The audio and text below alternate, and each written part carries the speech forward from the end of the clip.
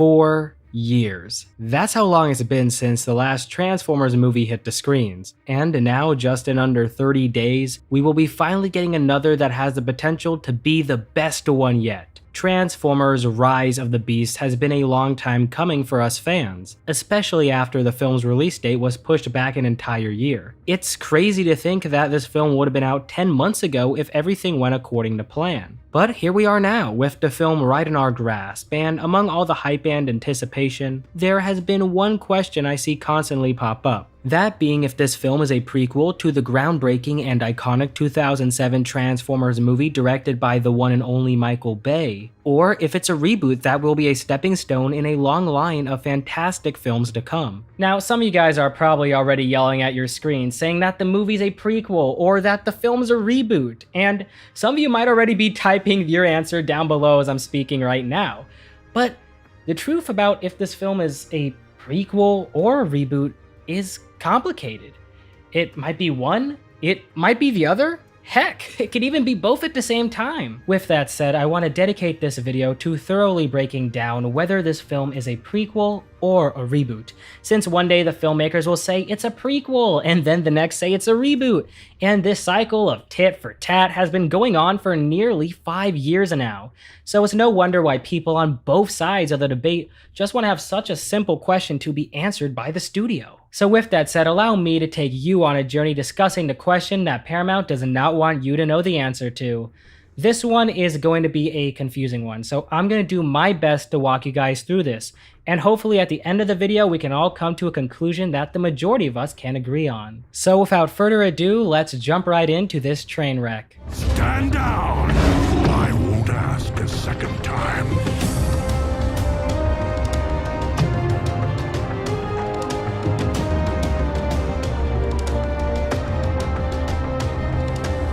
Alright, so to figure out if this movie is a reboot or a prequel, we first need to understand where the idea of a Transformers reboot came from. And to do this, we're going to need to take a trip all the way back to the year of 2015. You see, after Age of Extinction grossed over $1.1 billion at the box office, landing itself as the highest grossing movie of 2014, Paramount knew that they had a winning franchise on their hands. And after seeing what Marvel was doing with their cinematic universe, in addition to noticing that DC was following suit with their extended universe, Paramount wanted a slice of that juicy cinematic universe pie for themselves. And so on March 27th, 2015, Paramount Pictures negotiated a deal with Akiva Goldsman, hiring him to create a writer's room with the intention of building a cinematic universe for the Transformers movies. Over the next few months, Goldsman went on to hire a number of writers to help him flesh out the universe. Many ideas were thrown around in the writer's room, such as a sequel to Age of Extinction, a movie set in World War II called Operation Skyfire, and a movie set in Victorian times called Transformers Nights. These three film concepts would be fused together to create the script for Transformers The Last Night. Some other ideas that spawned from the writer's room was the idea for a Bumblebee solo film and an animated Transformers prequel film that would explain the origins of the Transformers. As we know, the Bumblebee solo film idea became the 2018 Bumblebee movie, and the animated prequel film, which was recently revealed to be Transformers 1, is set to come out on July 19th, 2024. Whether or not it will still be connected to the Bayverse is yet to be seen. Now, during this time, everything with the writer's room was going well, and around 7 months after its formation, the film concepts for Transformers 5, 6, 7, and 8 were created. Everything was going according to plan for Paramount. They had a multi-billion-dollar franchise on their hands with a writer's room that could literally print them money by writing out countless sequels. Nothing could stop the money-making machine that was Transformers, right?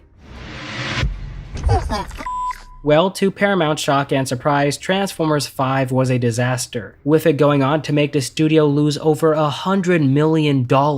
Now, there are a lot of reasons why The Last Night failed at the box office, and this is something I plan to cover in a future video. But one irrefutable fact that almost everyone seems to agree on is that this film was terrible. The story made no sense, the Transformers barely appeared in it, and it shattered all continuity with the 4 previous films. Hardcore Bayverse fans such as myself couldn't even stomach this film, and its box office numbers showed. So it's no wonder why on July 31st, 2017, the day production began for Bumblebee, it would be revealed that the movie's summer release date of June 8th, 2018 would be pushed back to December 21st, 2018. Though it was never confirmed if the last night's box office numbers made Paramount push back the film, it's highly likely that it was, since on February 16th, 2018, Hasbro would reveal something very unfortunate for fans of the live-action movies at their investor preview at Toy Fair. Hasbro stated that a new team at Paramount would reset the Transformers live-action movie series following the release of Bumblebee. In addition to this statement, we would also learn that Hasbro and Paramount took down Transformers 7 from their release schedule. And this moment right here is when the whole idea of a Transformers reboot came to fruition. Now you might be wondering why Hasbro and Paramount did not cancel the Bumblebee movie. And well, the reason why it wasn't shelved like Transformers 7 and 8 was likely largely in part to the film going into production just 41 days after the last night released in theaters. Now something that is very interesting about the Bumblebee movie is that it started out as a prequel to the 2007 Transformers movie, but later ended up becoming a reboot for the franchise. You see, partway through the production, the director of the Bumblebee movie, Travis Knight, pushed for turning the film into a reboot, since the story that he wanted to tell was just not going to fit within the Bayverse continuity. And because of his input, the disaster that was the last night's box office, and Hasbro's plan to reboot the films regardless of how Bumblebee did, the folks at Paramount came to the conclusion to grant Knight his wish. And when the movie came out, fans went absolutely bonkers over the opening scene. We now finally got a full-length battle sequence on Cybertron, which is something that us fans thought we would only have gotten in our wildest dreams. Dark of the Moon only gave us a taste of what a battle on Cybertron could be, but the Bumblebee movie took that and dialed it up to 11. We also got all of the bots and cons sporting designs that were faithful and accurate to their Generation 1 counterparts. And the story itself was a lot more character driven and was all about a Transformer instead of a human for once, which is something that we've all wanted from day one. If it wasn't for Knight's push to turn the film into a reboot, we wouldn't have gotten all the sick G1 designs in addition to the amazing sequence on Cybertron. And if you're curious on what would have happened if Knight did not push for these changes, feel free to check out my video talking about the original version of the Bumblebee movie that we never got to see. Now, almost half a year after the Bumblebee movie hit theaters, we would get some insight behind Knight's decision to turn the film into a reboot, thanks to an interview Travis and I had with MoviePhone discussing the Bumblebee movie. When he was asked what about the mythology the Transformers films had already established. This is the first time Bumblebee has been on Earth, and just one movie earlier, we saw him killing Nazis in World War II. What was your thinking behind wiping the slate clean? Knight had this to say: "Continuity is very important to me, as is being consistent. And so I did take a good hard look at the films that had been done in the past. And as we were thinking about this movie, I still wanted the movie to be self-contained. I didn't presuppose any familiarity with the films or the franchise. I wanted someone who wouldn't know anything about the Transformers to be able to sit in the theater to watch this movie and have a good time and enjoy the movie, not knowing anything about the Transformers. But that said, it was important to me that if we were living within this universe and this mythology, that it be consistent. At some point, we realized that we were essentially boxing ourselves into a corner, that we were making choices that weren't really in the best interest of the film, if we were trying to kind of sit within the overall mythology of the franchise. Once I talked through some of these things with the producers and with the folks at Paramount, at some point we made the decision that this was the story that we're telling, and we have to talk the best where we can. And if that means that we essentially are restarting the franchise, and that means we're rebooting these characters, and that we're taking aspects of the franchise and putting a different prism on it, then that's what we had to do. And ultimately it was a liberating choice, because then we weren't cornered into these decisions based on what had come before. We could tell our own story, and that was the aspect of that.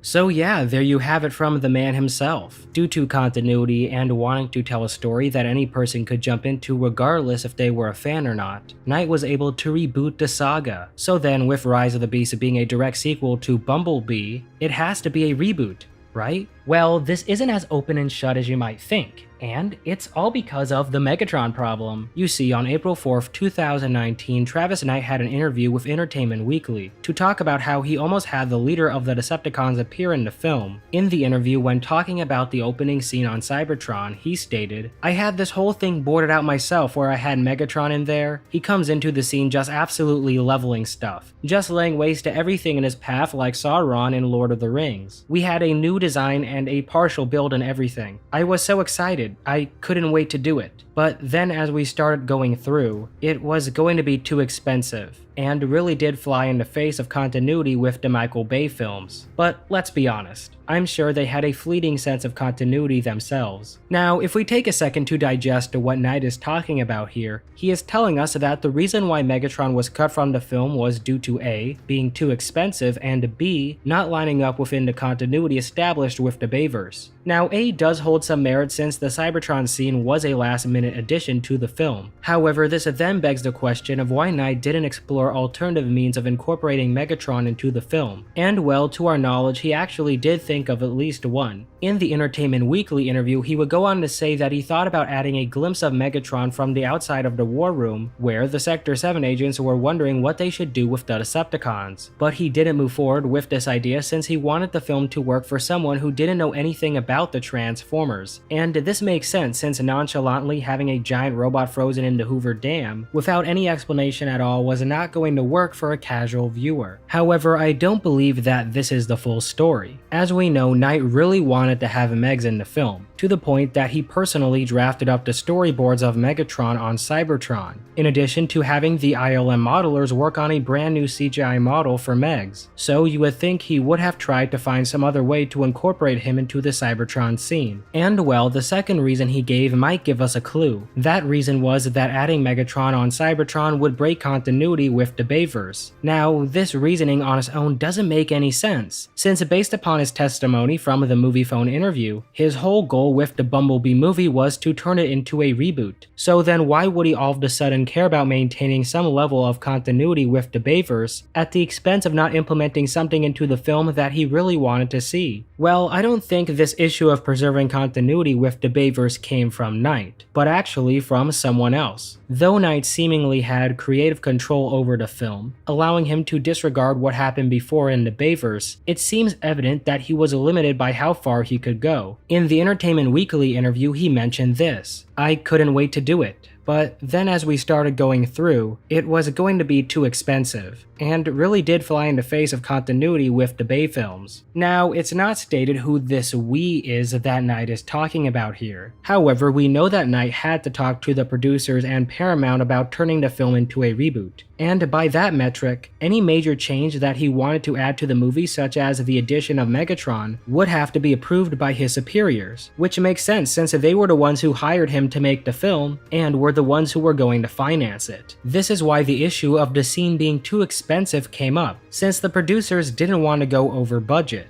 And this decision on their end makes a lot of sense, since during the production of the Bumblebee movie, the last night's poor box office numbers lost Paramount over $100 million, which made them shelve all upcoming Transformers film projects. So of course they didn't want to put up even more money for a sequel that they didn't have much confidence in. Now, as we know, Knight really wanted to have Megatron in the film, so we can infer that after his initial pitch was shot down, he likely brainstormed several other ways to have Megs in the Cybertron scene that wouldn't be as expensive. However, as we know, this didn't end up happening and Megatron never starred in the film. But why? Well, I believe that the producers prevented Knight from implementing Megatron into the film the way he wanted to, because they got cold feet when it came to making the Bumblebee movie a full-blown reboot. As we know, one of the issues the producers at Paramount had was maintaining continuity with the Bayverse. The addition of Megatron on Cybertron would have made it evident to audiences that the Bumblebee movie was in no way, shape, or form connected to the Michael Bay films, since in Bayverse continuity, Megatron was frozen at Sector 7 since 1934. before, so having him appear on Cybertron in 1987 would officially make the Bumblebee movie a reboot. Now, alternatively, if Knight chose to go with the idea of adding Megatron into the Sector 7 base, which allegedly was an idea that got so far into production that an end credit scene for it was made but never used, would then allude to the fact that this film was more of a prequel to the Bay films. However, as we know, Knight chose not to do this and decided to leave Megatron out of the film entirely, which put the film's continuity with the other 5 up in the air. So then the question is, why would the producers allow Knight to make the film a reboot, but not let him go all the way with it? Now, unfortunately, it's impossible to know the answer at this time, since no official word has come out. But based on everything that we know so far, here's my best guess. I believe that the decision to allow Knight to reboot the film was a reactionary response by the producers, prompted by Paramount's loss of over $100 million.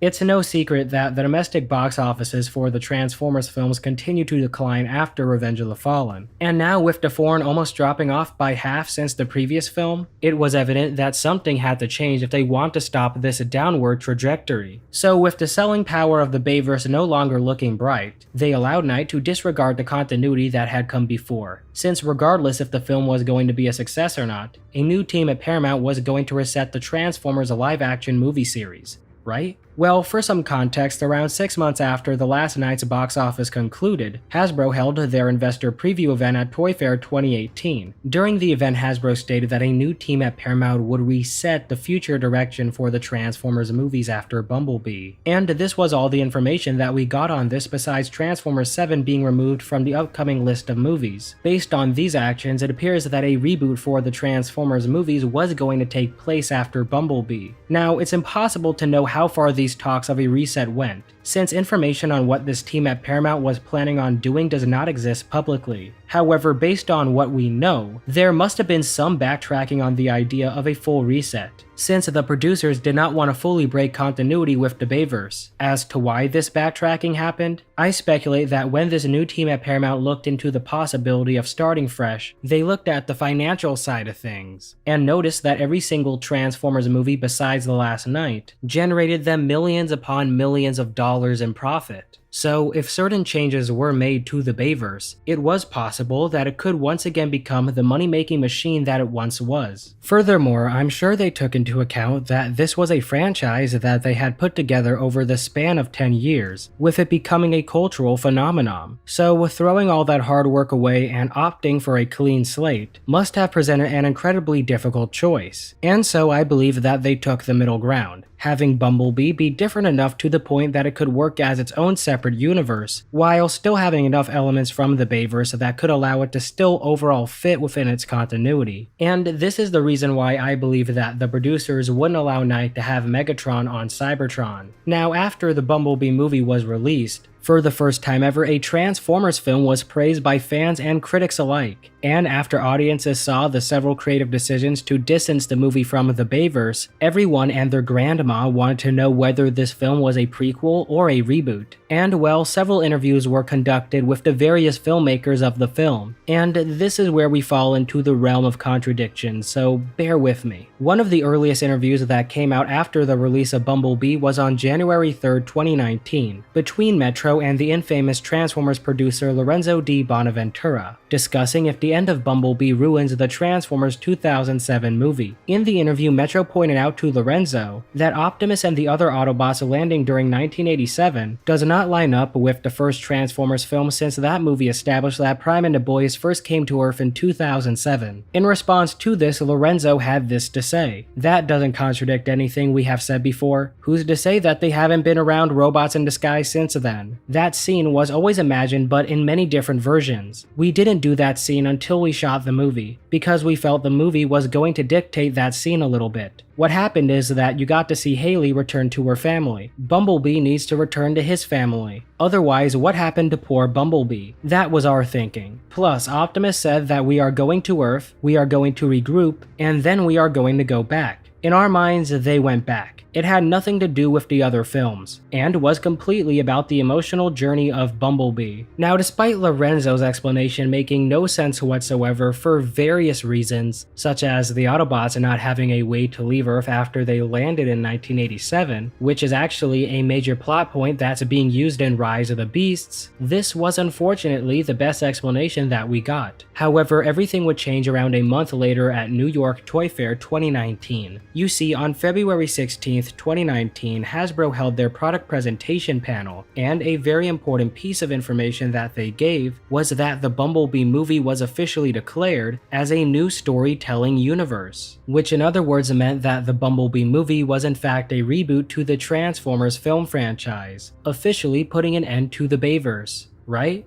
Well, on March 15th, 2019, Lorenzo had an interview with a Japanese movie news website, where he stated that he was currently overseeing the scripting of 2 Transformers film sequels, saying, "One is the latest in the main family series following Transformers The Last Night, and the other is a sequel to Bumblebee." Now, this statement from Lorenzo spread like wildfire among the fandom, since it made absolutely no sense, because a month prior Hasbro stated that they were rebooting the franchise. So with a sequel to The Last Night now supposedly in development, would mean that the reboot was no longer happening, and that the sequel to Bumblebee would have to end up being a prequel to the Bayverse, right? Well, wrong. You see, this would all be contradicted just 3 days later, since Lorenzo had an interview with GameSpot where he stated, "The main Transformers movie that we are working on is a reboot."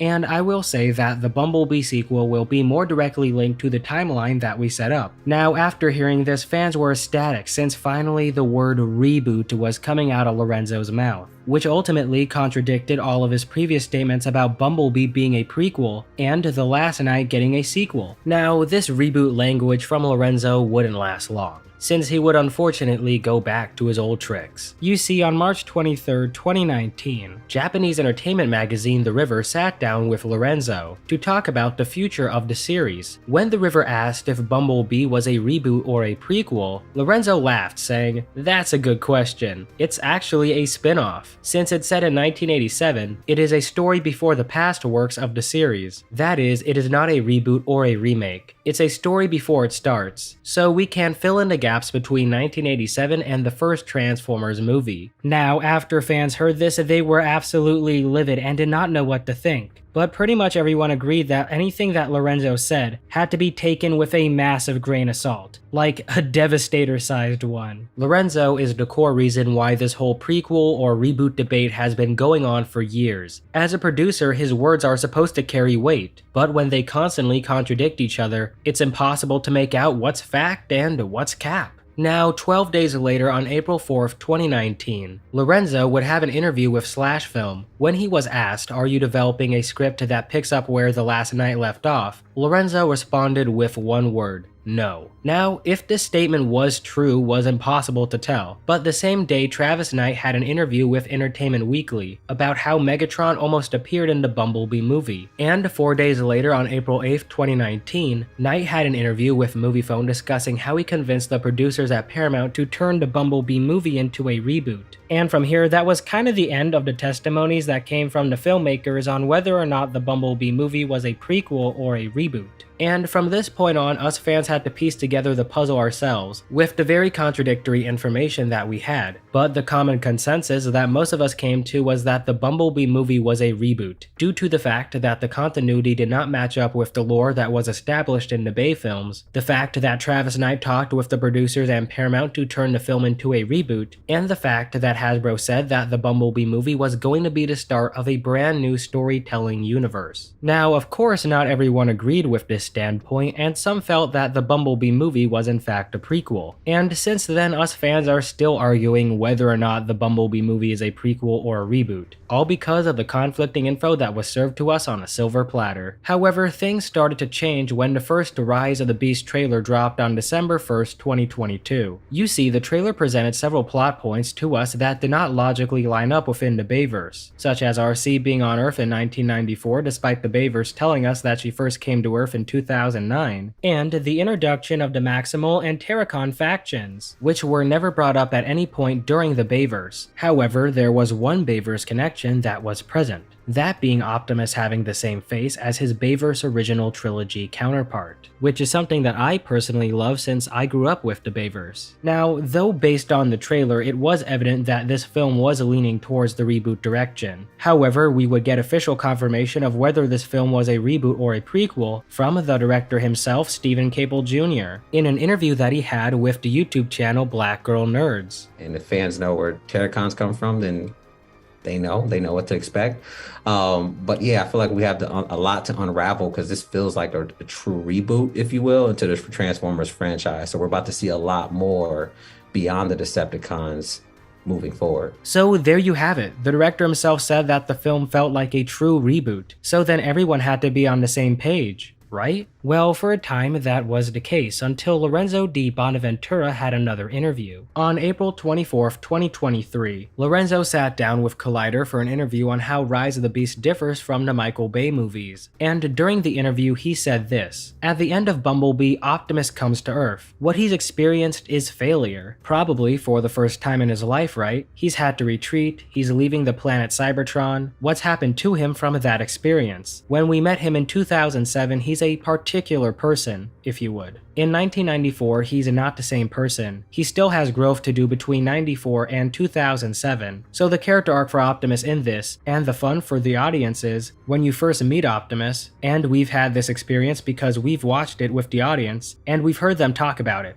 They're like, it's definitely Optimus, but there's something a little different. At first they're like, wait, what, who? What Optimus is this? And by the end of the movie, Optimus has become the guy that you recognize from the Bay movies. Emotional. Now, though many fans knew that Lorenzo's track record of statements has been very contradictory, it didn't stop the whole reboot or prequel debate from being thrusted right back into the limelight. And the same day, more evidence to support the film being a prequel would emerge, since images from issue 337 of Total Film magazine would surface. The magazine had a whole section that was dedicated to Rise of the Beasts, and one paragraph that stood out to fans was this: "The film is set 7 years after Bumblebee in 1994, before the events of the Bay movies, which means Optimus Prime and the other Autobots aren't quite at the comfort levels they've reached with humanity by the time they strike up a relationship with Shia LaBeouf." Now, for some fans, this was the smoking gun that proved Rise of the Beast was not a reboot. However, something that nobody seemed to take into account was that this quote from the magazine was not said by any of the filmmakers, and instead was written by the people who wrote the magazine. And we know this since anything that was said by the filmmakers was placed in quote marks, which this section clearly doesn't have. However, an interesting piece of information that did in fact come from a filmmaker would be this quote from Lorenzo: "If you said at any time after Michael Bay's movies, you are forced into one reality. It's not easy to juggle the lore of the Bay movies and then somehow insert this other piece of it. Eventually, if we're lucky enough to get there, we're going to be forced to marry them, but for the moment we don't have to." Now, this statement from Lorenzo is particularly interesting compared to his past statements, since he would either say that the film was a prequel or a reboot, but now he's saying that it can be both?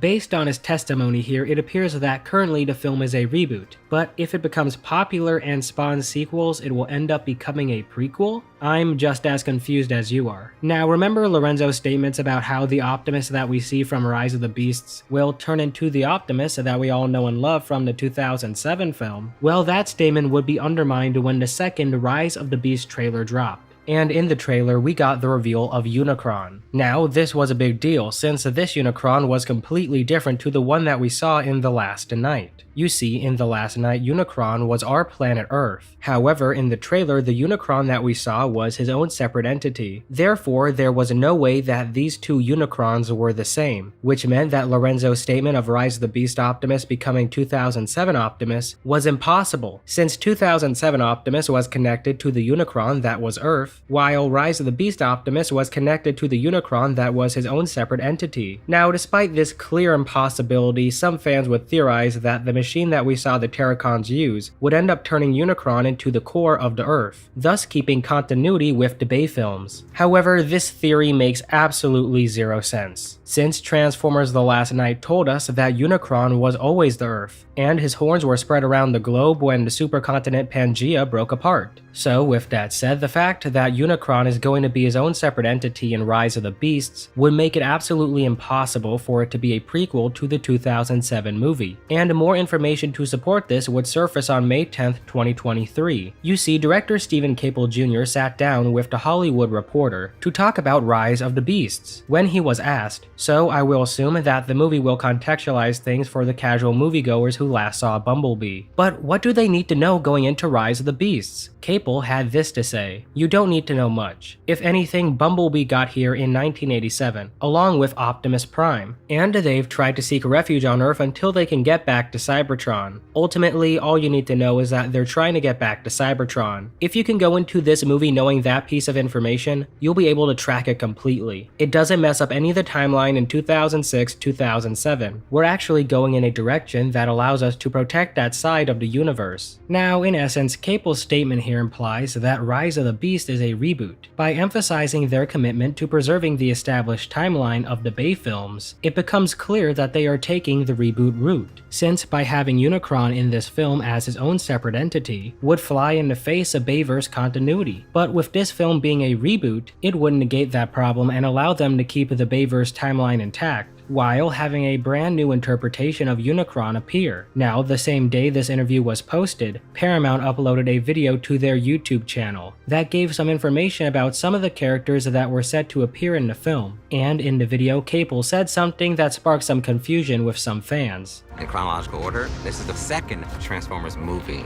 It takes place during the 90s, shortly after Bumblebee. With him using the word chronologically here, some people thought that Caple was saying that Rise of the Beast was the second movie in the entire live-action film franchise. Now, I highly doubt this was the case, because this was a video on Paramount's YouTube channel that was made to appeal to the general audience, and not to us fans. By Caple saying that Rise of the Beast is chronologically the second film, helps people who aren't in the know about this film being a reboot understand that the 5 Michael Bay Transformers films are not a required viewing in order to enjoy this film. This approach was crucial since without this clarification, potential viewers who are unfamiliar with the franchise or have limited knowledge might have been discouraged from watching the film, assuming that they needed to catch up on the previous installments. Now, as of the time of this recording, there hasn't been any other pieces of information stating if this film is a reboot or a prequel. However, if we take into account the information that I shared today, which to my knowledge is every piece of information on the topic of whether Bumblebee and Rise of the Beast is a reboot or a prequel, I wholeheartedly believe that it's abundantly clear that Transformers Rise of the Beast and Bumblebee are in fact a reboot. And I come to this conclusion since every single piece of information I provided besides anything mentioned by Lorenzo stated that Bumblebee and Rise of the Beast are part of a new rebooted continuity. We had director Travis Knight tell us that he pushed for turning the Bumblebee movie into a reboot. We heard from Hasbro on 2 separate occasions that the reboot was going to happen. And now we have Stephen Caple Jr. telling us that his film is a reboot, with it being a direct sequel to the Bumblebee movie, which was also confirmed to be a reboot. Furthermore, if you take a look at this from a continuity standpoint,